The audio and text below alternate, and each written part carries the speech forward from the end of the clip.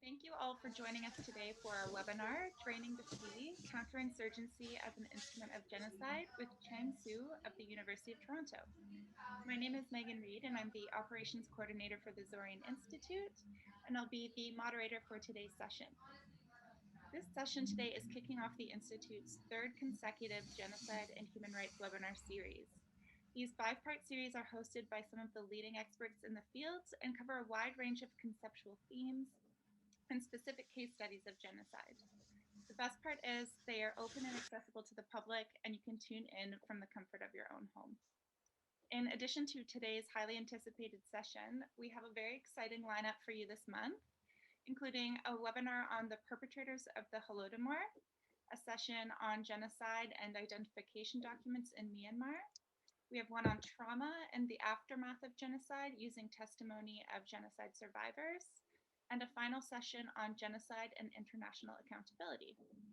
My colleague Jenna will be sharing the webpage to learn more about these separate sections, or sessions I should say, and how to register for them. So a few housekeeping items before I give our host a proper introduction. If you have any questions, please post them in the Q&A chat box or raise your hand to ask the question out loud. There will be a 20 to 30 minute Q&A session at the end of today's presentation to address some of these questions. And if you have any specific questions for the Institute, you can send me an email at admin@genocidestudies.org. So now, without further ado, I would like to introduce our speaker for today's webinar, Cheng Xu. Cheng is a former Canadian Armed Forces infantry officer and paratrooper, as well as a Joseph Armand Bombardier Canada graduate scholar, whose doctoral thesis aims to develop a theory of impacts of social relations on insurgent mobilization and civil war duration and outcomes. His latest publications include an examination of insurgent fragmentation in southern Philippines and Third World Quarterly, the debates surrounding liberal peacekeeping in International Journal, and theories of genocide and Genocide Studies International. His research interests include insurgency movements, civil wars, mass political violence, and genocide. We're also very proud to note that he is a graduate of the Institute's annual Genocide and Human Rights University program hosted at the University of Toronto. In today's webinar, Cheng will be examining the case studies of Rwanda and Guatemala to demonstrate how genocide is operationalized through counterinsurgency. This session is based on Cheng's paper published in Zorin Institute's academic journal, Genocide Studies International. Cheng, thank you so much for joining us today. Thank you, Megan, for that really kind introduction. Just a point of clarification for all my friends attending today. I am by no means a leading expert in the field of genocide studies. I stand on the shoulder of giants, and it is really the Zorin Institute's work, as well as many other really established scholars in the field whose work that I'm building upon. And I'm very honored to be here today to present my paper that I wrote originally in 2017. Wow, it was a long time ago, when I was attending the Genocide and Human Rights University program offered by the Zorin Institute. And so today's talk, I had originally planned it to be a little bit more academic. I'm a PhD candidate at the University of Toronto, so that's the direction I tend to lean, but I'm seeing that there's a lot of my friends who are here that are not academic, or at least not from a political science background. So I'm going to try to make my talk as accessible as possible. I'm going to try to break down some of these concepts in really simple and plain language, but if there's any confusion, or if there's anything I said that's unclear or are not easily digestible, please let me know in the discussion and question, and I'm more than happy to give any clarification. The other thing that I just want to do before I start is just to go through a series of acknowledgements, because really I think it's very important, especially for those of us who are studying human rights, to just kind of like recognize the rights and dignities of like all the people that have supported us, and just kind of like where we come from. Okay, so as always, the first thing I want to start with is the land acknowledgement statement. This is the one that U of T uses, and I, as a political science candidate at the University of Toronto, wish to acknowledge this land on which the University of Toronto operates. For thousands of years, it has been the traditional land of the Huron-Wendat, the Seneca, and most recently, the Mississaugas of the Credit River. Today, this meeting place is still the home to many Indigenous people across Turtle Island, and we are grateful to have the opportunity to work on this land. Something that I would like for my audience to think about, particularly those of you attending from North America, is just to consider how genocide and the genocide of the Indigenous peoples of North America have brought us to the point that we are here today so that we could enjoy the lives that we live today and acknowledge the role that the system from which we benefit has played in that entire process. And it's a process that is still continuing to this day. Next, I'd just like to offer some acknowledgement to some specific people and individuals.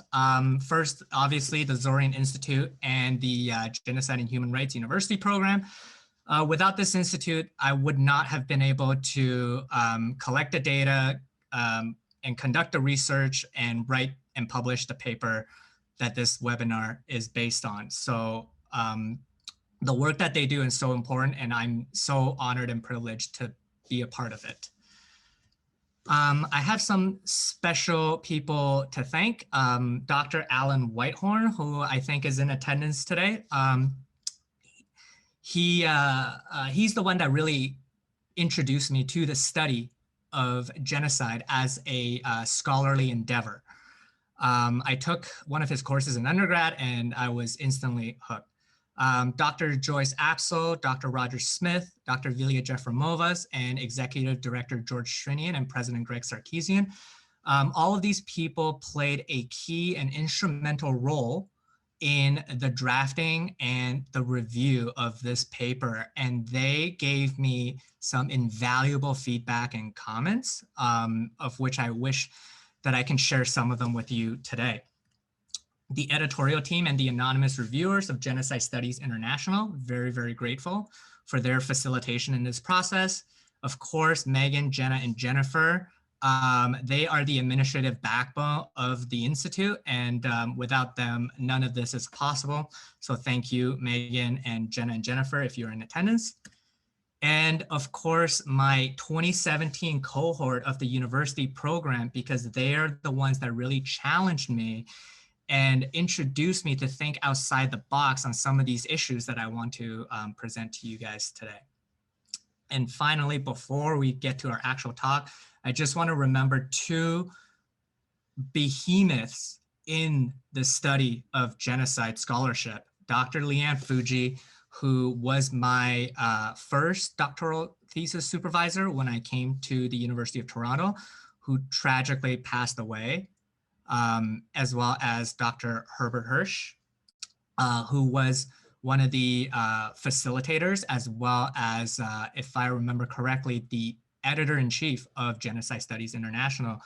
And these two individuals really, really, really impacted my academic career and the trajectory of my research. So I would like to dedicate this talk in their memory. So the agenda for today, I would first like to give you the context from which this article arose. So some of the questions and patterns that I was observing that really inspired me to put pen to paper to talk about counterinsurgency and genocide. I want to talk to you a little bit about the scope and limitations of this article and what I'm about to present to you, because it is by no means all-encompassing. We're going to delve into a little bit of the theoretical foundations of where I kind of developed this. I wouldn't really call it so much a theory, but at least how I developed this relationship between counterinsurgency and genocide. We're going to go through the mechanisms of how it works. So how does counterinsurgency actually become employed in genocidal cases? And my original paper was really buttressed by a comparative analysis between the Guatemalan and Rwandan cases. But what I would like to do for today's talk is I want to actually go through a slew of historical examples at the end of my presentation to really demonstrate the durability of this relationship across time and space. And then we'll finish off with the implications of what it means when we recognize counterinsurgency as a prevalent tool for genocide. And then we'll go into any discussion points, comments, or questions that you, the audience, might have for me. And I'm really, really happy to engage with all of you on this subject. So the context.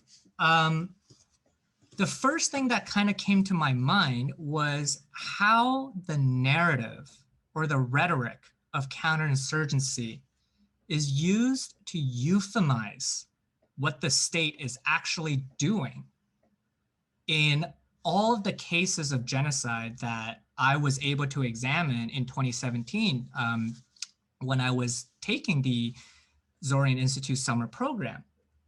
And there was a narrative of counterinsurgency that tied the whole tapestry of cases that we were looking at. And this was really an emergent pattern I noticed that went all the way from the beginning of the 20th century to cases of genocide that we're seeing in the 21st century.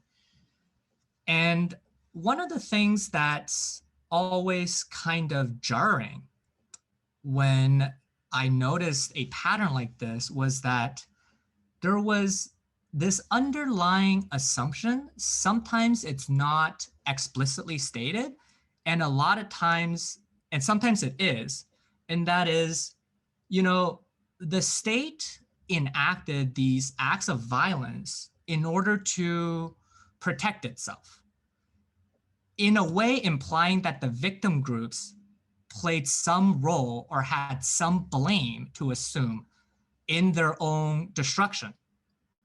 And my own research looks at insurgencies and how insurgents mobilize and how they fight against the state.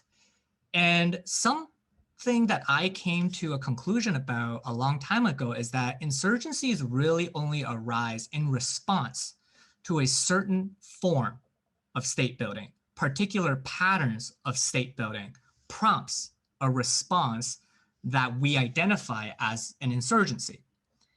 And genocide is, without a question, a form of social engineering and state building. So in this way, it's almost as if counterinsurgency became this kind of convenient rhetorical tool for genocide denial in a lot of cases. And actually, it's the window dressing for mass and indiscriminate state violence. And, you know, this genocide denial through counterinsurgency became a concern, so much so that as I was drafting this paper, some of my mentors actually approached me and told me to proceed with caution. They're saying that, you know, there has been this narrative in the genocide studies scholarship where in many cases, some scholars, the individuals that I have on the screen here, will explain away state violence as simply counterinsurgency, that the state is, again, simply trying to protect itself, trying to protect its territorial and sovereign integrities, and its acts of violence are not genocide, but counterinsurgency. And I was made really, really aware of that fact. So I really wanted to unpack it further, that how does the state justify its actions as counterinsurgency when really it's plain and simple mass state violence, indiscriminate violence, targeted destruction of a specific group. So with that said, the scopes and limitations of what my article is not. So it is absolutely not a justification for genocide. It is absolutely not saying that just because there is an insurgent group that's perhaps drawn from a particular ethno-religious group or social class, the state is therefore justified in its response. It is not saying that whatsoever. The other kind of two more academic things that my article does not do is it's not a predictive tool in the sense that I don't really think you can take what I'm telling you today and try to kind of forecast into the future when and where a genocide might occur. And the reason for that is because it's not really a causal argument I'm making. I'm not saying if X, then Y. If the state does this, then genocide will occur. That's not an argument that I make for this paper. So what it does do, however, is that it's empirical and it's inductive, meaning I looked at a lot of case studies, a lot of on-the-ground evidence, and saw a pattern. And from those patterns, I kind of deduced that there was this relationship. So what it really is, it's a kind of, in the scholarship of social science, we call it descriptive inference. And it's another big word here is constitutive, which means that I'm trying to show how counterinsurgency forms a bigger part of a structure of genocide. So the aims of what I'm trying to accomplish, according to famous political scientist Alexander Wendt, to account for the properties of things by reference to the structure in virtue of which they exist, to show how the properties of a system are constituted. So I wanted to show you how counterinsurgency constitutes part of this system of genocide. I want to show you this mutually reinforcing relationship between what the state claims to be counterinsurgency and what is genocide. I want for us then to see through the euphemism of counterinsurgency and how that's employed to prosecute a genocidal agenda by the state. And finally, I want to demonstrate the durability of this relationship throughout time and space, as I've mentioned a little bit earlier, that this really is enduring through time, through different geographic locations, different countries, different state actors, that it's quite incredible how this relationship manifests itself across all of these different variations. The theoretical foundations from which I drew this relationship out of, first and foremost, comes out of Martin Shaw's work, War and Genocide. In this 2003 publication, Shaw made a very, very poignant argument in that genocides don't just occur in isolation. They really have to occur in the backdrop of war, because wars create this state of emergency and it creates all these incentive structures that allow genocides to really proliferate. In particular, Shaw identifies three components that happen during war that lends itself to genocidal actions by the state. So the first one is the identification of one or multiple social groups as an enemy in an essentially military sense, rather than political, economic, or cultural. So what this is doing is that it's saying that every single member of this group is a potential threat to the state, that the enemy really lies among any member of this group, regardless of whether or not they actually are a military target. The second part is the intent to destroy the real or imputed power of the enemy group, including economic, political, cultural, and ideological power, together with its ability to resist. So what Shaw is saying here, real or imputed, is that it's very well and true that this particular group may be challenging the status quo, or it could simply be a perception by the state. It doesn't matter. Whether it's reality or perception, the state sets out to destroy all facets of social life and physical life, for that matter. And finally, it's the actual deployment of violence to destroy the power of the targeted group. So one of the things about the actual deployment of violence is that in times of war, the state is mobilizing its capacities and its capabilities towards the enactment of violence. So when all three of those things really demonstrate is that under the context of war, genocide becomes a real possibility when different factors are at play here. And if we were to think back through many of our historical cases, this is the backdrop in which most of the very well-known genocides have occurred. So, for example, if we think about the Armenian genocide, it happened in the shadow of the First World War. If we think about the Holocaust, the Second World War, if we think about the Rwandan genocide, it's the civil war between the RPF and the Hutu government, so on and so forth. That war really creates this backdrop for all three of these features to occur. But I found that there's some limitations to Shaw's analyses and understanding.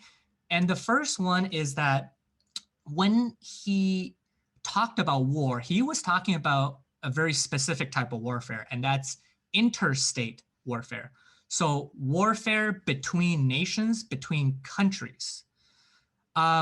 But a lot of times, one of the things that we actually see during times of war is that we have this like blurred line that it becomes very fuzzy when interstate warfare begins or when interstate warfare ends and when so civil wars begin.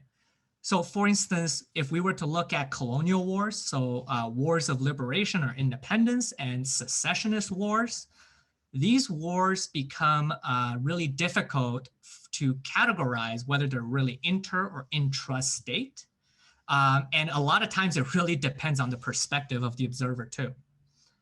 But I think the second limitation that really kind of inspired my writing is that while genocides do often occur during interstate war, the violence that are deployed are almost always intrastate.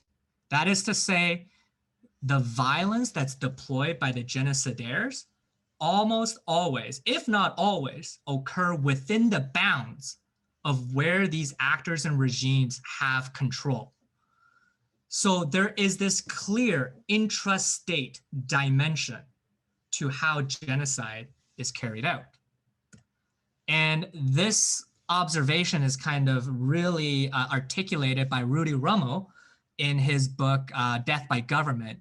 And he says that in the 20th century, states are the primary perpetrators of mass killing of their own populations. That is to say, they have a territory, a piece of geography that they control, and they enact violence towards targeted groups within that territory. The second theoretical foundation that I really drew upon is Stathis Kaliva's Logic of Violence in Civil War. And this is a very seminal piece of theoretical work in the literature on civil wars, in which Kalivas really tries to unpack, like what is the logic of targeted or selective violence towards more military types of targets, or indiscriminate violence towards an entire group. And Kalivas uses this joint production understanding of violence through collective action. And this is drawn from classic political economy theory, where you understand violence as a problem of collective action, that we understand genocide and mass state violence as something that requires participation by a lot of people, not just the state. And so in order to facilitate that participation, the state has to incentivize private citizens and individuals to also participate in that violence who otherwise may not want to do that. Because the idea is that it's actually really hard to just tell someone to go ahead and kill your neighbor. Most people would not do that. So the state has to create these structures and incentives in order to facilitate that action. So they really want to mobilize civilian cooperation, that it's not just actors at the center, it's not just the elites. They need to elicit the support of the wider civilian population. And the creation of these perverse incentives for indiscriminate violence also creates barriers to selective violence. So that is to say that once you've dialed the violence up and you created all these structures for indiscriminate violence, it's really hard to ratchet it back down to kind of selective violence. Now we're targeting just the military folks as opposed to the entire group in general.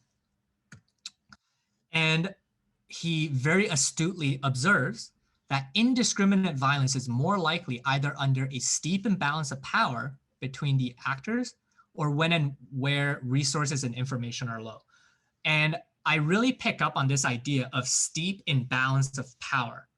In every single case of genocide, there is a steep imbalance of power between the group that's perpetrating the violence and the group that's the recipient of genocidal violence. Every single case without fail.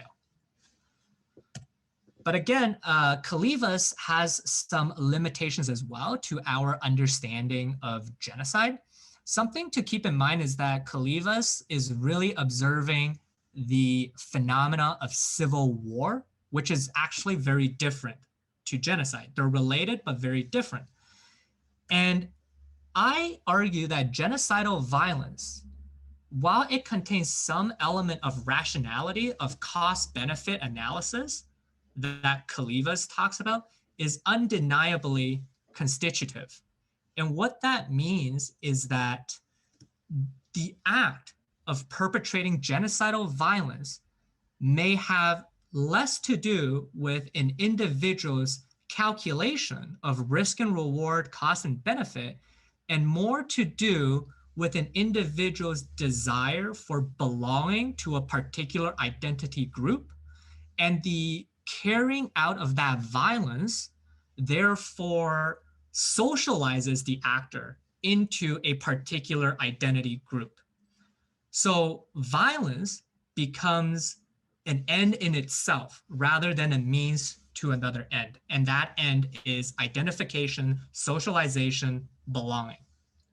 And that comes out of Leanne Fuji's 2009 work on killing neighbors in the Rwandan genocide. The other thing that Kalivas kind of argues in his book is that he says that, you know, as states and the incumbent kind of acquires more information, as they kind of develop their capacity a lot stronger, that the violence in civil war should transition towards selective violence. That is not the case in genocides. Genocidal violence almost never transitions towards selective violence. And this is because of the ascription, or we've assigned an existential threat to this particular target group. And if they're an existential threat, then the violence will never trend towards selective. This, no matter how much information or control the state has. And this is kind of related to my third point, which is that Kalivas really says that, you know, indiscriminate and genocidal violence in civil war, we should observe it more in the cases of state failure, of failed states, states with very, very little capacity. I argue that the opposite is true, that states who are capable and willing to commit genocide are in fact highly, highly, highly capable states, states with incredibly developed institutions, apparatuses, organizational and mobilization capacities. take any regime, genocidal regime, right? And I can tell you that they are highly, highly institutionalized and organized. Nazi Germany, the Committee for Union and Progress in the Young Turk regime, and a lot of people say, well, what about the Rwandan genocide, right? Like, we're talking about a poor African nation.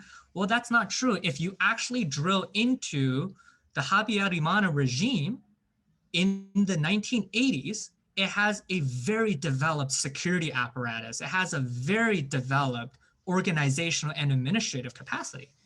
So genocidal violence is actually more correlated to states with high capacities rather than state failure.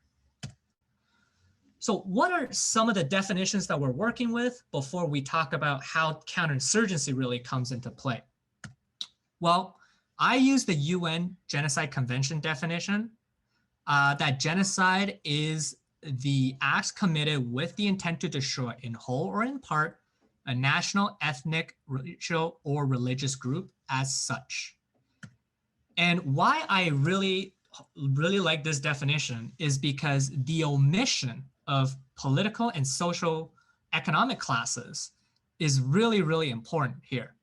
The reason why the omission is important from a theoretical and analytical perspective is that it actually gives states the cover to conflate certain political identities with one of the recognized groups. So for instance, it could redefine class warfare or genocide as simply class warfare, as trying to advance the socioeconomic status of another group, rather than say we are committing genocide. It constructs the target groups as monolithic, right? Because identities are notoriously hard to draw boundaries around. And all of us probably straddle multiple identities based on our socioeconomic class, race, religion, ethnicity, nationality, so on and so forth. And what the state really does, a would-be genocidal state, is that it really constructs targeted groups as monolithic. And therefore, it can disguise indiscriminate violence as selective violence. Now let's talk about insurgencies. Classic insurgency theory all come back to Mao Zedong. And really what we're talking about is asymmetric guerrilla warfare or irregular warfare. Warfare between two parties, one with a lot of power and capacity, one with much less capacity and power. So one may have a standing military, organized hierarchies, chains of command, and the other might be much more decentralized, much more dispersed, and much less organized. Usually what we're talking about is a state versus a non-state actor. So it's intrastate warfare, as I've stated. However, it can often involve other states playing kind of like supporting roles.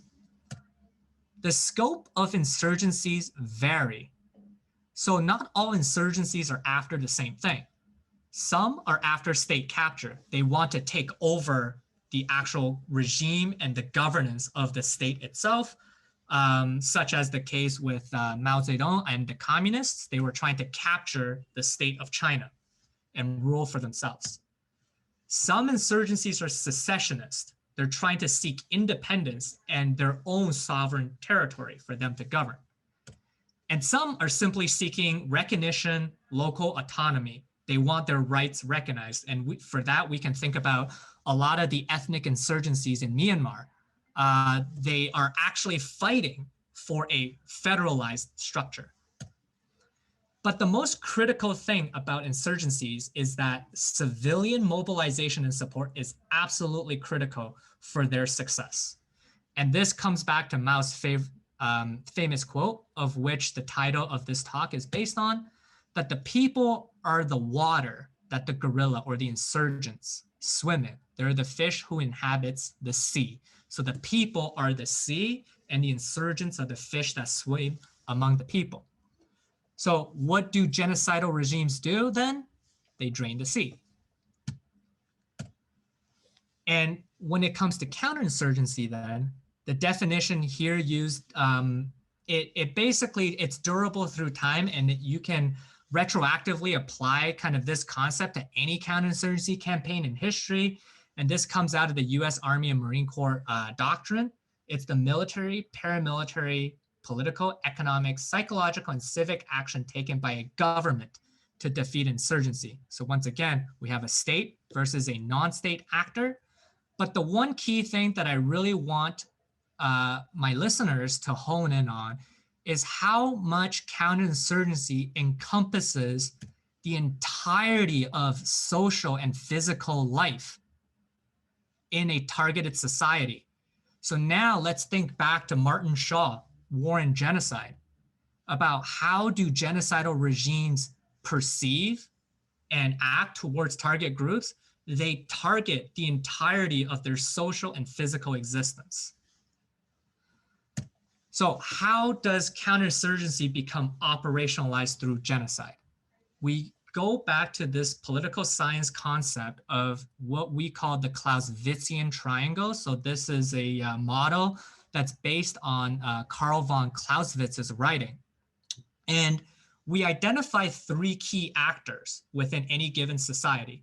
We have the government, the state or the regime. We have civil society. So that's all of us as private citizens. And then we have the security sector or the security apparatus. That's our police, our military, our paramilitary, the organized groups that are given the legitimate exercise of violence within a given society.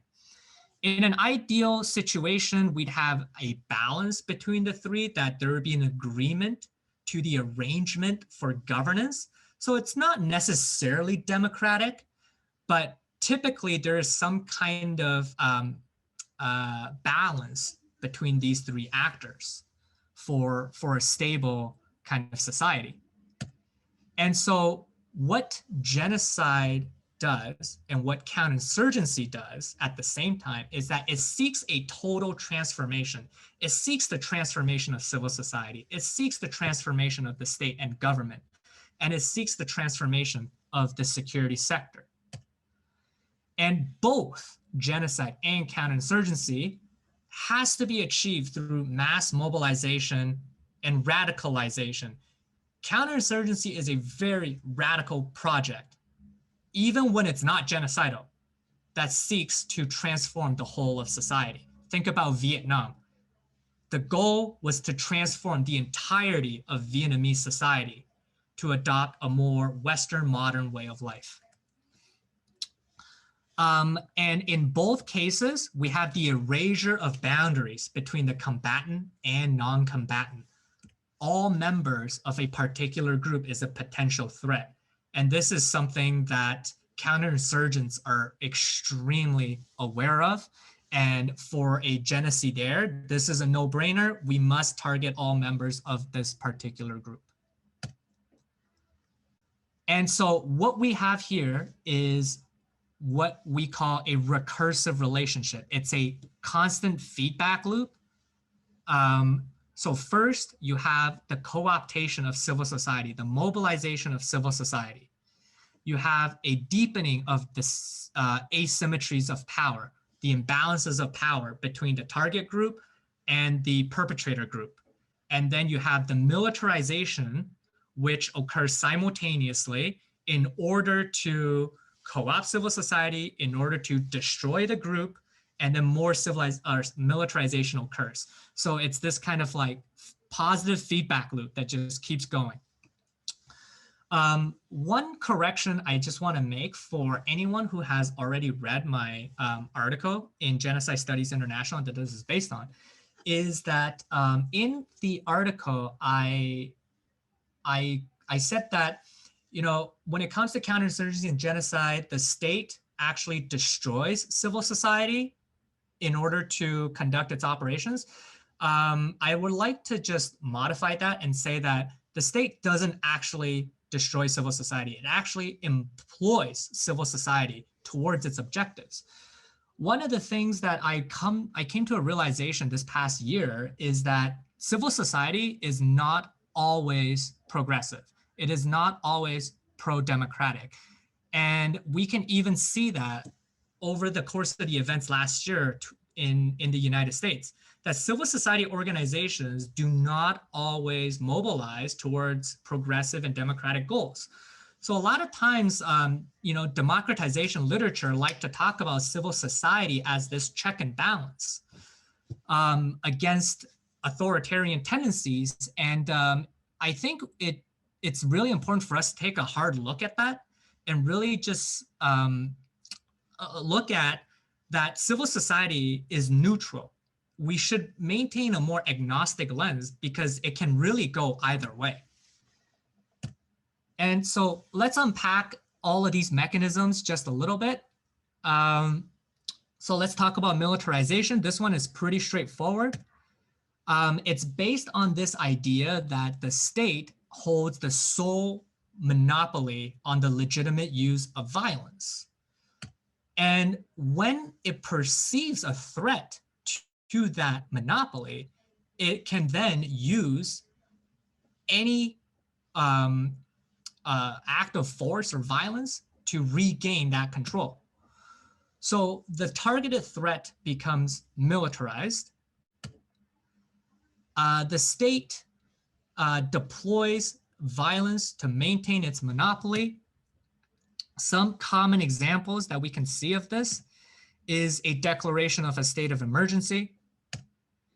We identify the enemy as insurgents, fifth columnists, or enemy within. That the insurgents is, again, the fish that swim amongst the sea of the people.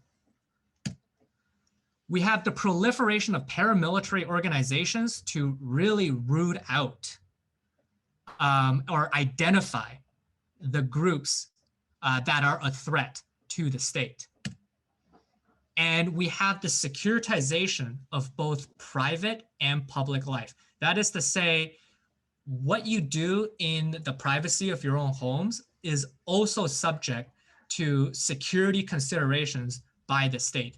That in the cases of genocide and counterinsurgency, there is a erasure of the boundary between private threats to the state and public states to the public threats to the state. Excuse me. We now turn to the cooptation of civil society. We have the mobilization of majority groups against minority groups. So in cases of counterinsurgency, what the state is really looking for is for private citizens to kick their ears to the ground in order to identify where the insurgents are. And genocidal regimes use this exact same mechanism, is they ask citizens to identify who are the members of the target group, because all members of the target group could potentially be an insurgent or a threat to the status quo, to the way of life, or to this utopia that the genocidal regime wants to build. So it incentivizes and coerces private citizens towards this particular objective.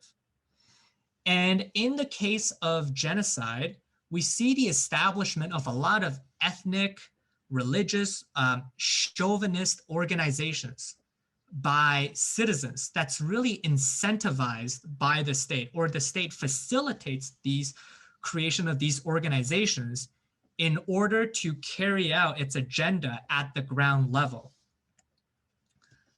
So this is really grassroots mobilization towards mass state violence. The purposes are to identify the enemy, to decentralize the violence so that there can be mass complicity, so that the state can say, well, that's an ethnic riot that happened spontaneously, or that's a, in the past, they would say it's massacres that happened among neighbors, and the state really just takes a step back. And finally, these civil society organizations also help the state suppress dissent and opposition. We have the deepening of power asymmetry as the final mechanism in which counterinsurgency is deployed in a genocidal context. So genocidal regimes, as I previously emphasized, commands a highly, highly effective and capable state apparatus. And their aim is to maintain the preeminence of a particular group, very particularist in its outlook. The target population do not possess the means to effectively resist on their own. And I would just like to, really footnote this one by saying that, yes, a lot of groups resist genocidal violence. And but their ability to resist the violence does not in any way match up to the state's ability to inflict violence, not only upon the armed and militarized individuals of the target group, but it aims for the elimination of the target group as a whole. These power asymmetries often follow what we in the social sciences call a path-dependent characteristics. That is to say that these power asymmetries, these structural inequalities, they did not just come out of nowhere. It wasn't just one day a particular group of elites woke up and decided that they are going to amass and accumulate power. This happens through a long historical process. By that same token, genocides do not occur spontaneously. It does not just occur at the grassroots level one day due to what more casual observers would call ancient hatreds or ethnic hatreds. No, it occurs over a long historical process by which these relations continue to solidify and deepen. What this also means is that genocides are not inevitable. It is not predetermined that unequal societies will eventually lead to genocide. There are so many stages of intervention where a different path can be taken that does not lead to a genocidal outcome. But one of the patterns that we always see is that the target groups are usually historically marginalized and have suffered collective violence in the past. Now, the violence that they suffer in the past may not be for the purposes of elimination or social engineering, as is the case of genocide. It could very well just be for what the literature calls disciplinary. So for the state to kind of really flex its powers, it conducts pogroms and massacres of particular target groups to kind of keep them at a particular level of the social hierarchy. And so insurgencies often arise as a means of resistance. And this is, of course, contingent on a lot of other factors that we won't really go into details here. But the targeted groups a lot of times have to assume some level of agency, okay? So this is one of the points that I want to impress onto my listeners is that target groups of genocide are not just hapless victims, waiting for violence to be visited upon them, waiting for someone else to come and save them. Although a lot of times genocides are stopped on account of outside intervention, but target groups themselves have the ability, the agency to resist. And a lot of times violence is often the only possible way. So if we think about the Warsaw Ghetto Uprising, right? The Jewish population of Eastern Europe are not just hapless victims, that a group of them took agency to try to resist targeted extermination. And genocidal violence through counterinsurgency then is a process by which the state maintains and builds a new kind of hierarchy based on the existing one. And it's to contain what they perceive of as a threat. So these are the three mechanisms. And in the I guess, 10 minutes that we have remaining, I'd just like to quickly paint a picture, a historical picture of how counterinsurgency gets employed throughout the genocides in history.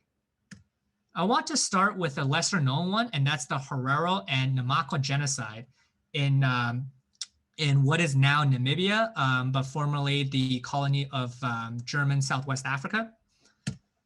And it was really a rebellion of the Herero and Namakwa people against German colonial rule and slavery.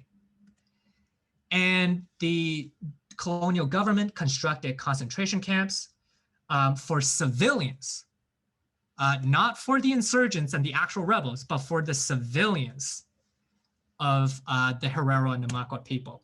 And this is a direct quote from one of the German military dispatches and from a German military officer. No pain, no sacrifices were spared in eliminating the last remnant of enemy resistance. The arid Omaheke Desert was to complete what the German army had begun, the extermination of the Herero nation. Horrifyingly visceral account of an attempt at extermination of a group of people, but calling it kind of a proto-counterinsurgency campaign, if you will.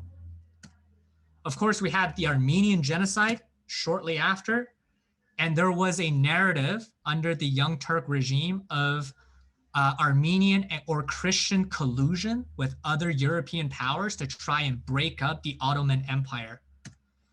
And there was a belief within the Ottoman regime that there is some unfair Armenian socioeconomic advantages that occurred during some of the Reformation periods at the cost of the Muslim Turkish majority. So that the Armenians kind of became the enemy within, the fifth columnists of the Ottoman Empire. And one of the ways that the Ottomans tried to eliminate this perceived threat was to create an organization called the Special Organization to conduct counterinsurgency and unconventional warfare against the Armenian population. And there are so many historical documents and archival evidence to suggest that the SO was instrumental in the prosecution of the Armenian genocide. Not against military targets, but against Armenian civilians. We turn to the Holocaust, probably the most well-known genocide in history. And the thread of insurgency is there. It's not very obvious, but I think Christopher Browning in this book, Ordinary Men, really brought it to the surface.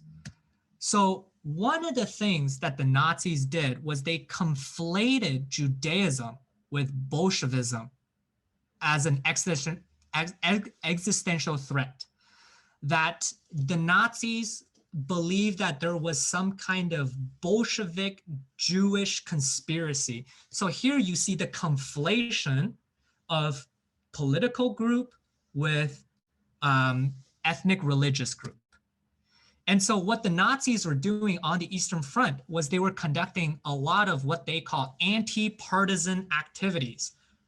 Read counterinsurgency, but it's targeted specifically at Jews, Slavs, and the Romani peoples of Eastern Europe. They formed a whole slew of anti-partisan organizations known as the Free Corps in occupied territories to carry out genocidal violence. So even though this is an instance of interstate warfare, the genocidal violence occurred in the context of the territory where the Nazis asserted control. We have the Cambodian genocide. Here you have the construction of an internal enemy whose objective is to sabotage the Khmer Rouge Revolution.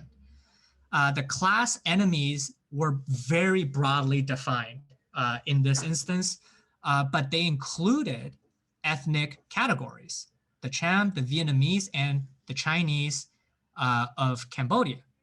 And the party officials likened these groups to internal enemies that are agents of foreign powers. So i.e. that all of these social groups are fifth columnists trying to sabotage our nation from within, just in a way that an insurgency would.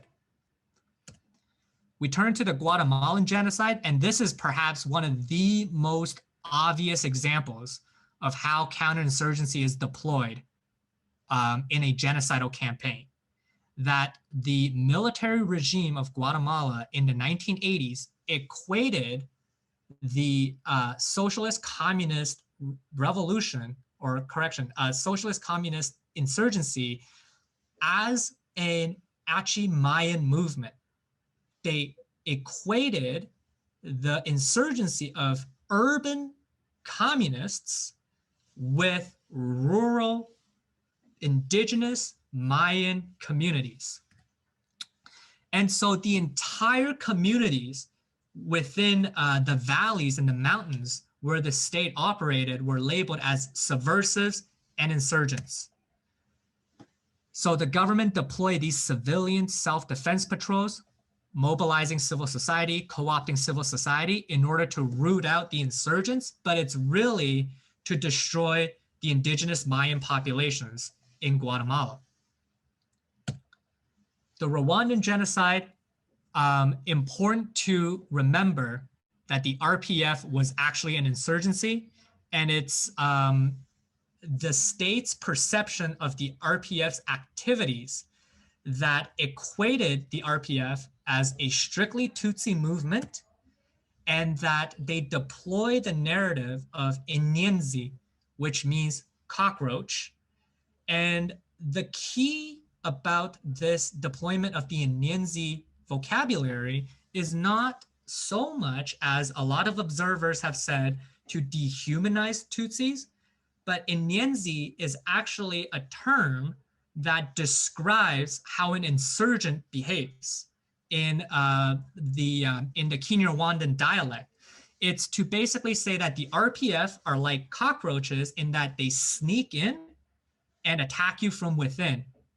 So by calling Tutsis Inyenzi, what the genocidal regime actually did is it equated the entire Tutsi population with insurgency.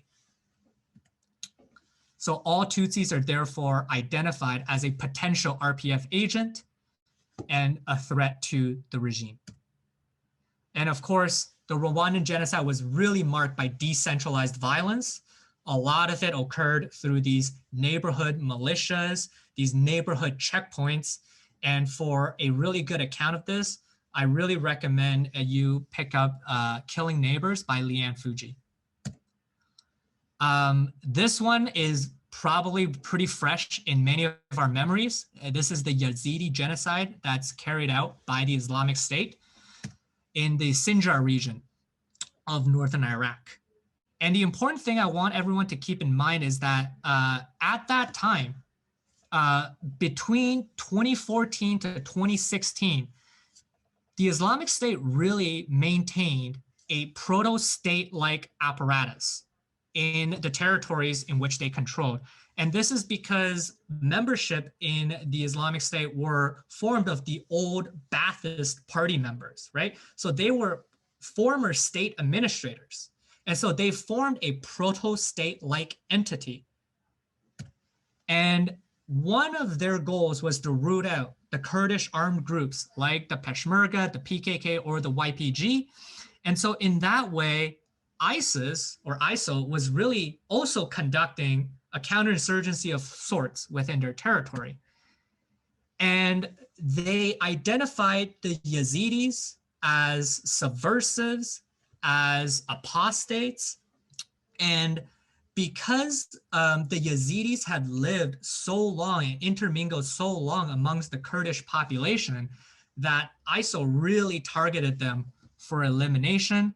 And they elicited a lot of collaboration of Sunni neighbors to identify the victims of their genocidal campaign. And the last example I want to get to before we go to conclude is the Rohingya Genocide, which is probably the most recent one that we can all think of.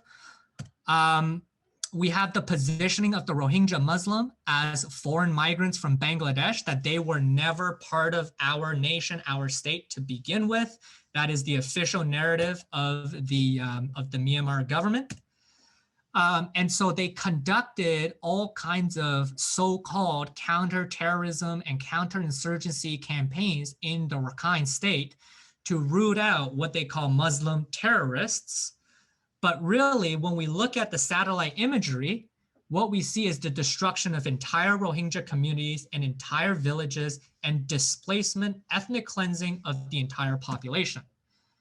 They were able to mobilize a lot of local Buddhist and Bamar ethnic organizations in the Rakhine state in order to assist in this ethnic cleansing project. Okay, so to conclude, let's talk about the implications of recognizing counterinsurgency as a constitutive element of the larger systems of genocide.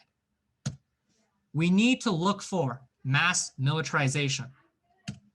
How does your private life, citizens' private life, become a security threat to the state?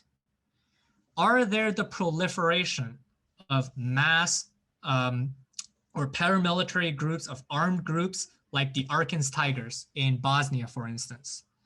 Do we see a regressive civil society? Do civil society really only want to push forward a particular ethnic or chauvinist agenda? Are there populist sentiments towards those objectives? Are there the hardening of social hierarchies and social boundaries? Identity is very fluid. We all transition between different elements of our identity. But is the state deploying a particular narrative that tells us that Group A is essentially this? And we have to look for those historical continuities of violence and marginalization. And finally, the most important thing of them all is that we have to identify this pervasive narrative of an internal threat, that there's an internal enemy that is coming after us. One thing I want to say about this is that I want to kind of dispel this notion of hatred being the primary motivator for genocidal violence. If you read a lot of the kind of like ethnographic and anthropological accounts of genocides, one of the key things that people always say on why they participated in genocidal violence is fear, is that they felt that there was a threat, that there was an existential threat to their way of life, to their own physical lives, or to the state. And hatred is really secondary, a secondary emotion to the primary emotion of fear. And so to conclude, one of the things I want my audience as a takeaway is that although not all counterinsurgencies can be considered genocide, almost all genocides deploy counterinsurgency as a tactic or an instrument to carry out its ends. And with that, I'm going to hand the floor back over to the moderator, Megan, and then we will get the Q&A portion started. Thank you, everyone. Thank you so much for this fascinating presentation. And we have a lot of great questions. I'm reading them through in the Q&A, so we have a lot to get through. But if you do have any questions and you would like to answer them or ask them out loud, you're welcome to raise your hand as well. And I'll unmute you so you can ask your question out loud. But I'll get started with some of the questions in the Q&A. So the first one is, when thinking about genocide prevention, what do you think would be a way to combat the identity aspect that you mentioned when speaking about Leanne Fuji's perspective? That is a very interesting question. I guess my answer to that depends on what you mean by the identity aspect. So if I were to be so bold to make a couple assumptions, if by identity aspect you mean the hardening of identity boundaries or between different groups, I think one of the ways in which we can combat the hardening of boundaries, well, number one is education. It's to recognize that there is nothing essential about the way that our identities are construed, that it's social constructs, right? That, so for me, for instance, I'm Canadian, but I'm also a Chinese immigrant. And so I shift between this identity and that identity. And I'm not, like even though I'm ethnically Chinese, I'm culturally Canadian. So really, I think education is that tool. As long as people understand that there is no essential traits to any identity category, I think that will take us a long ways. Now, when it comes to particular state and top-down narratives of identity formation, I think this becomes really, really tricky. One thing, if I want to draw from Leanne's book, is that one very interesting thing she observed in the case of the Rwandan genocide, where identity is important, is that people almost never killed somebody that, sorry, let me back up. The way in which the violence was perpetrated on the ground, at the ground level, was very uneven. That is to say, some communities really protected their Tutsi neighbors, where other communities really kind of like was very proliferate in its perpetration of violence. And this is because it's contingent on the ground relationship of those communities. So it's not the same everywhere. So a lot of times in some of the evidence that she's gathered, she saw that neighbors from this one community identified individuals from a different community for target and extermination, but saved members of their own communities.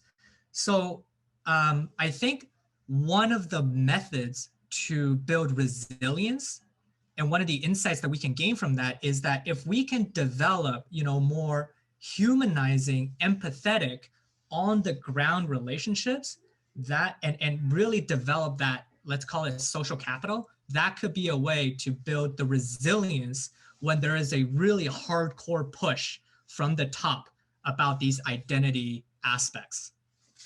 Thank you very much. And the next question is, how important is it for genocide studies and scholars to constantly be looking at different models for studying genocide? Great question. My answer is extremely important. When we're looking at genocide as kind of like an analytical category, one of the things that's really important, especially for the scholarship to evolve, is to not let it become static, is to always kind of try to see if we can develop different perspectives, if we can develop different analytical tools and different angles from which we can examine genocide. If somebody were to say to me that there's been so many decades of Holocaust scholarship, we know everything about the Holocaust, I would be extremely concerned. I would be extremely concerned if somebody had said that to me. So I think this is one of the reasons, is that there were so many multifaceted aspects to the human experience that when we really apply it to genocide, there's 7 billion people on the planet. There's probably 7 billion different ways we can look at any particular instance of violence, especially when it's something so visceral and so egregious. So very, very important for scholars to continuously develop new models, new analytical tools, so that the field can keep moving forwards. Great, thank you. And the next one is also kind of about the field as well. So how important is intersectionality in genocide studies? So they feel like you touched on poli-sci, law, and history. Are there other elements, and do you find it important to focus on the intersectionality of it? Yes, absolutely. I think interdisciplinary is the only way to study genocide. I approach it from a more political science perspective because that is the approach and the methods in which I am trained. But I myself am very, very amenable to all kinds of different methods and approaches from the other disciplines. And it's really just as simple as genocides do not happen in a vacuum. Genocides occur as processes of history, as processes of social economic forces, as processes of social relations. So that's sociology, anthropology. And so I think it's really, really important that we take this intersectional, interdisciplinary approach to understanding genocide and genocide studies. Yeah. And this is a question about the article that you have published. Why did you choose the Rwandan and Guatemala cases? You kind of touched on the cases at the end of your presentation. Yeah. You included those two in your paper? Yeah, so that was basically just an editorial choice. And honestly, I could have taken any given cases, but I think for the sake of making a more poignant argument or to kind of really illustrate the relationship, I decided to kind of go deep on two of the cases so that readers and reviewers can clearly see the relationship. The reason I think why I settled on Rwanda and Guatemala as cases was because I wanted to take a case that everybody knew a lot about, that being the Rwandan genocide, and then a case that not that many people knew about. So then we have the Guatemalan genocide, and to show that there is still all those similarities. The second thing about my choice of case study was to kind of control for some factors, for instance. So I wanted to control for instance, socioeconomic development levels of the respective cases. So for instance, if I had chosen, let's say, the Holocaust or the Rwandan genocide, I still could have done it, but there would be a lot more variations in that the historical timelines are different. So there's several decades of time gap, but also the Nazi Germany was in a very different stage of socioeconomic development as the Rwandan regime was at the time. So Guatemala and Rwanda were kind of comparable in that sense, that they were small nations that some political scientists would say be considered like peripheries, even though I really, really dislike that classification. But it just kind of like makes it more comparable horizontally as cases. So yeah. Thank you. And this next one is from Alan Whitehorn. He says, in looking at the increased role of counterinsurgency advisors, is there a preoccupation with military assessment and repression rather than social analysis and reform? That is to say, a focus on short-term, seemingly apparent violent solution versus an actual peaceful accommodation of a targeted group. Which framework is taught at military academies? Thank you, Dr. Whitehorn, for this question. I somehow feel that he's actually in a better position to answer this than I am, but I'm going to take a stab at it. So absolutely, there is absolutely a preoccupation with military assessment and repression rather than social analysis and reform. And this is a very, very unfortunate historical occurrence in the development of counterinsurgency doctrine. And we really have the RAND Corporation to thank for that. They developed some horrific tactics that were used in Vietnam that just kind of became the norm of counterinsurgency doctrine. And one of the things that we see in counterinsurgency is that there is what Mark Sedgwick calls the slippery slope to expediency. That because counterinsurgency is this really radical, revolutionary thing, that you're trying to transform society, that instead of focusing on developing social relations, which take decades to build, that we just focus on securitization. And this is actually the topic that I did my master's thesis on.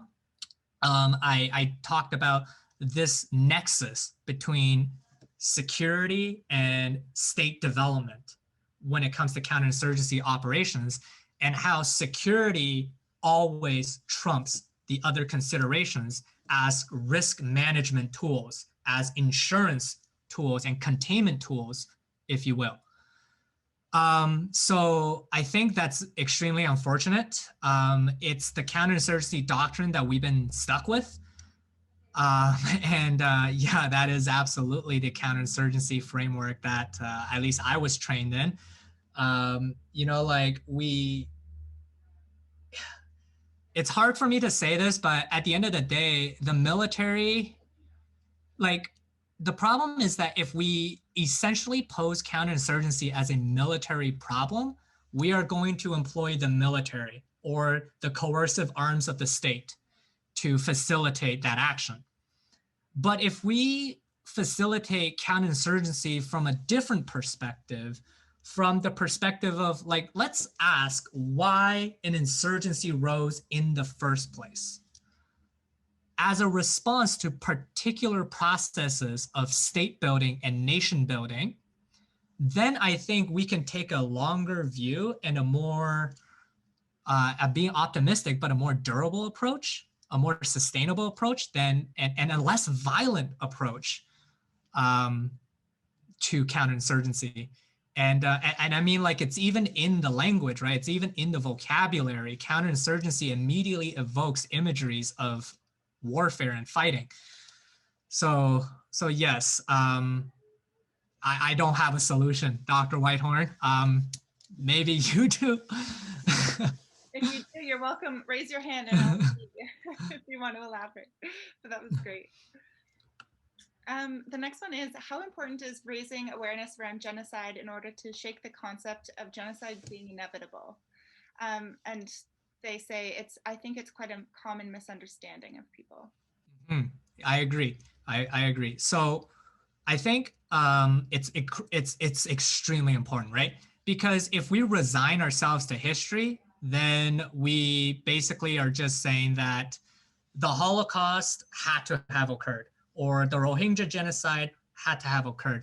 And I think even as scholars and academics, we sometimes tend to fall into this trap, because if we were to take the long view, the longue durée of history, we'll say that, I remember this is, I believe it was Dr. Asturian who said this. It's like when he was studying the Armenian Genocide, and he said, you know, there are some historians out there that will say the Armenian Genocide actually started in the 14th century, if you were to take that kind of approach.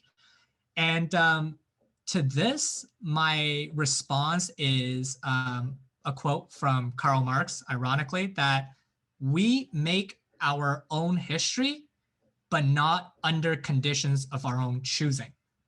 So I think this is important to keep in mind, is that we have to recognize which are the historical conditions that we inherited that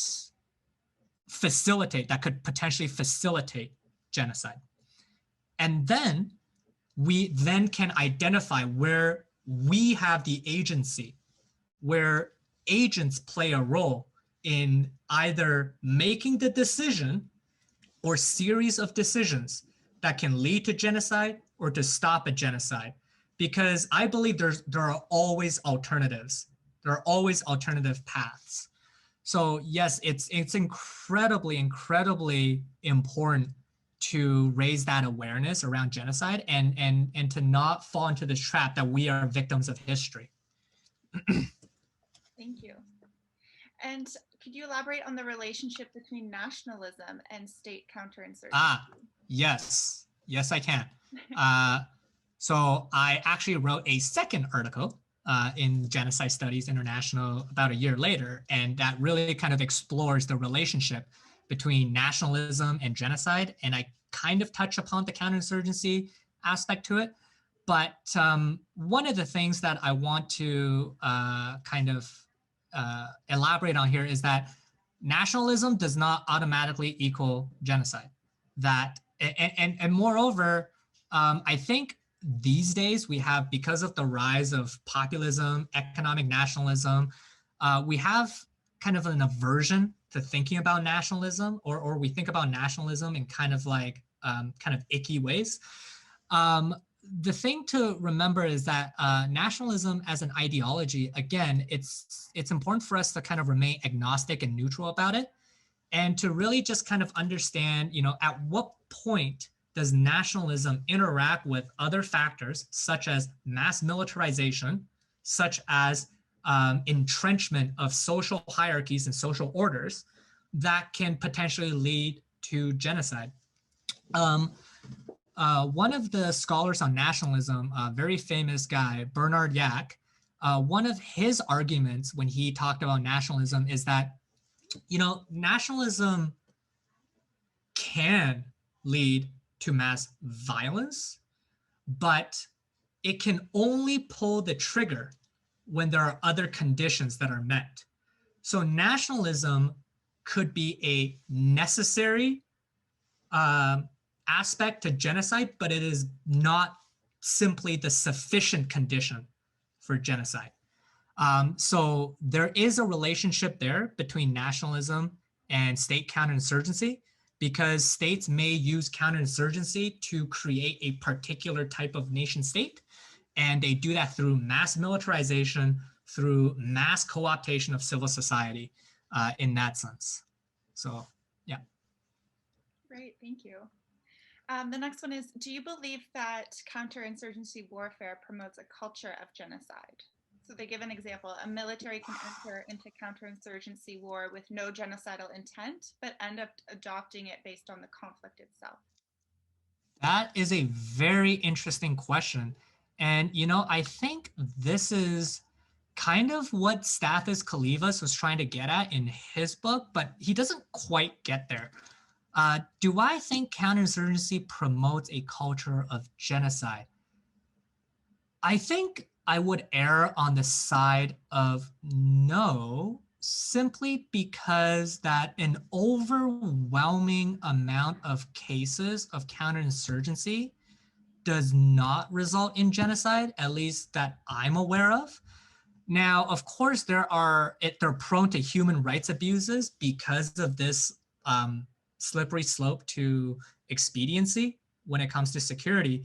And depending on how developed the state apparatus is and other conditions, the state may be more prone to indiscriminate violence, as Kalivas theorized. But there are conditions in which counterinsurgency really prevents itself from becoming genocide. And these are the conditions that, for instance, if a counterinsurgent without genocidal intent really wants to be successful, it does what? It does a hearts and minds campaign. It requires the support of the civilian population. And so we can imagine certain counterinsurgents. So like, let's use the example of NATO in Afghanistan, really trying to win the support of not just the Pashtuns, but the Tajiks, the Uzbeks, the Hazara peoples of Afghanistan, rather than privilege any particular groups or sectarian organizations. So I don't think so, but I do think that counterinsurgency as a tactic can be, there could be an over-reliance on it in the cases of genocide. Thank you very much. And the next three questions, I think, are all kind of in one question, so I'll compact Okay. it a little bit. They're about technology and technology's impact on the study of genocide models. And then the next question is, right, there may not be a need to physically kill people because of technology. Yep. And some state government, I guess that technology might be strong in some state governments. Right. To control, destroy culture, language, and control population. And then they add the next comment, and they purposely plan to do it with the intent behind it. Okay. So looking at the question about the technology and the impact of study of genocide models, I am not aware of, so I wonder if this is a question about how technology is used in genocide, or is the questioner asking how technology is used in the study of genocide? But I'll try to take it both ways. So obviously technology impacts the prosecution of genocide, especially now with the development of AI technologies and that kind of stuff. And I think we there was a webinar in the last series that really touched upon that. As far as technology for the study of genocide models, I think there's some key avenues for innovation here. For instance, most genocide studies that I'm aware of have really taken kind of what I've done, this qualitative method. I would like to see some kind of quantitative or formal modeling of genocide, and maybe the development of machine learning algorithms to even predict genocide based on the entire history of genocide scholarship that's available. I think that could be a real possibility, but I'm not an expert in that area, so I can't really speak to that. As far as the use for physical killing, and the employment of technology for genocide, I think absolutely yes. For that, we can look to two examples. The first example is the indigenous genocide in North America. The periods of intense killing is arguably over, okay? And right now, the phases of genocide that are being carried on in North America is mass incarceration, structural violence, continued marginalization, erasure of culture, land dispossession, and all of these are done through technological developments, right? The second one that we can really look at that really highlights the importance of using technology to kind of destroy a group or a people, the Uyghur genocide in Xinjiang province. And this is really like a high-tech genocide now, because we are learning about the use of AI for facial recognition, my understanding of the way that the concentration camps are operating is really high tech. So absolutely, I think the aspects that this comment or this question identified, destruction of culture, language, population control, carried on with intent, absolutely counts as genocide. Thank you very much. So Lily writes, thank you so much for sharing your work. As it relates to your research, what are the implications of peacetime police forces adopting counterinsurgency strategies and tactics? So the implication, I guess, of peacetime police forces adopting counterinsurgency strategies and tactics depends on what strategies and tactics that they're adopting and how they are adopting it. So for instance, if we were to think about the case of Northern Ireland, the use of the Royal Irish Constabulary were used arguably to kind of like keep the peace in a highly volatile situation. In that way, I think if the police or security force kind of really have their ears close to the ground, they've developed social relations, they understand kind of a wider objective of social integration, there could potentially be positive benefits, because in cases of counterinsurgency, you do have to recognize that there is a security element that needs to be maintained in order for other objectives to be able to go ahead, development objectives, social objectives, etc. But what I'm fearful for is the over-reliance on security, the over-reliance on military force. When it comes to counterinsurgency, I think that could be problematic. Thank you. And our final, I think it's the final, no, two more. If existential threat is the main reason, for committing a genocide. Could you please explain the genocide of the Hereros, the native peoples of Canada, and the Yazidis in northern Iraq? Yeah. So if we were to look at the genocide of the Hereros, so the Herero rebellion posed a threat to, so we have to understand the mindset of German colonialism at the time. So the Germans were late to the scramble for Africa game, okay?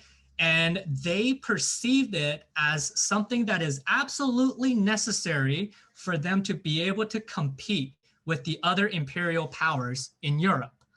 And so when the Hereros rebelled in German Southwest Africa, one of the things that came really obvious to the Germans is that they need to maintain, they believed that they need to maintain the existence of the colony in order for them to be able to maintain their preeminence or competitive advantage, competitive edge in the continent of Europe at that time. So in that sense, that rebellion, the potential threat, the loss of a colony, posed a very real existential threat at the heart of empire. When we look at the native people of Canada, where this is existential is in the process of land dispossession. Settler colonialism is only viable in the accumulation, dispossession, and displacement of indigenous peoples in order to take their land. If land is not appropriated from the indigenous populations, state building cannot occur.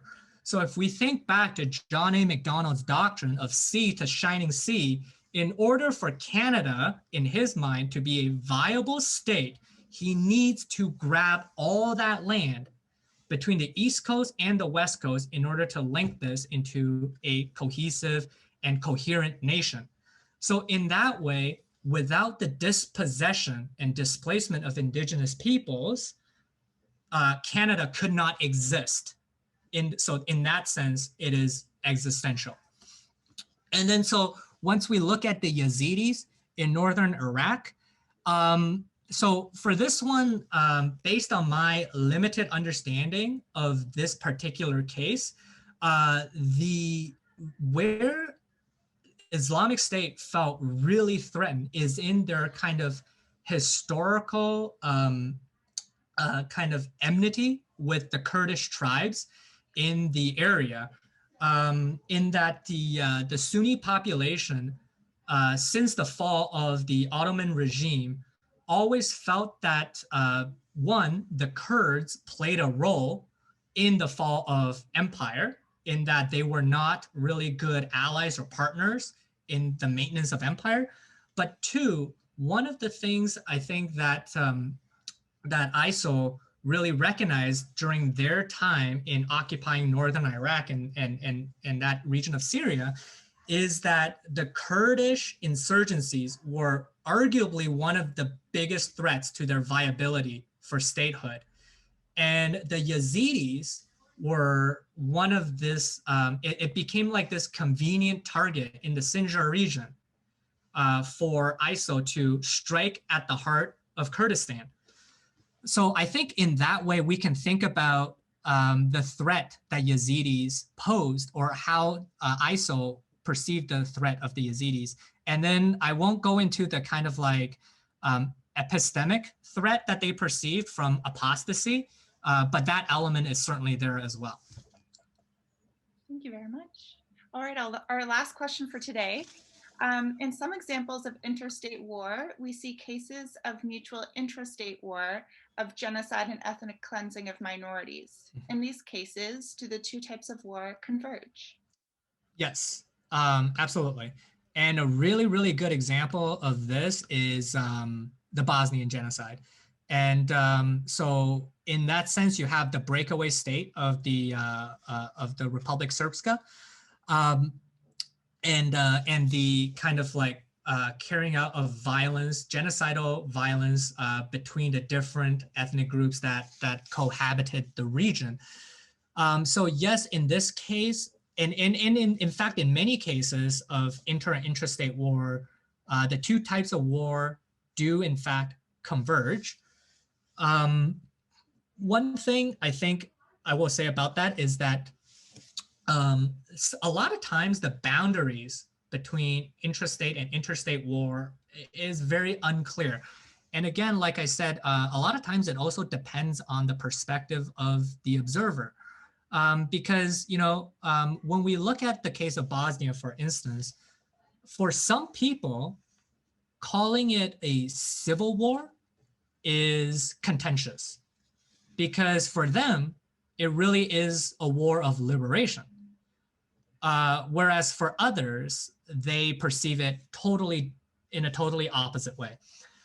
So I think in these cases, what we should then focus on is maybe not so much what kind of war is happening, but how the violence, how genocidal violence is being deployed by who and against whom. And my analyses and my understanding is that it's almost always conducted by a group that holds incumbent power over a contiguous piece of territory and targeted groups and individuals that live in that territory where they have that incumbency. Great. Well, thank you so much, Cheng, for this wonderful presentation. If you do have any other questions, please feel free to email me and I'll try to coordinate with you and we'll try to answer everyone's questions. Absolutely. If I missed anything. And thank you all for participating and joining us today for this session. And before we sign off, I will encourage you to register for our next webinar. It's going to be taking place next week, Tuesday at 2 p.m. We'll be discussing Stalin's activists, the rank and file perpetrators of the Holodomor with Daria Mattingly. So we hope to see you all there. And everyone, please be safe, please be well, and thank you again, Cheng, for joining us today. Thank you, Megan. Thank you, everyone, for attending.